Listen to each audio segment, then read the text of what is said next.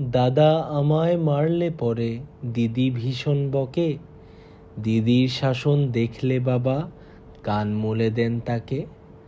দিদির কান্না শুনে তখন রান্নাঘরে যিনি আঁচলে চোখ আগলে রেখে কাঁদেন তাকে চিনি।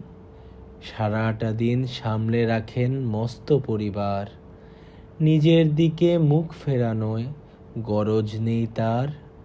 সবার দিকে সমান নজর, সমান দায় ভার। তিনি আছেন এই কথাটা বোঝে না সংসার। কোনো কিছুর জন্য যে তার নেই সামান্য দাবি, যদিও তার আঁচলবন্দি গেরস্থালের চাবি। সবার জন্য আছেন তিনি সারা জীবনকাল, রাত্রি তার স্নেহেই হয় ফুটফুটে সকাল।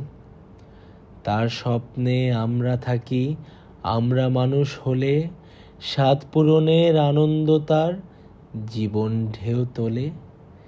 সেই স্বপ্ন সত্যি হবে, আমরা কি তা পারি?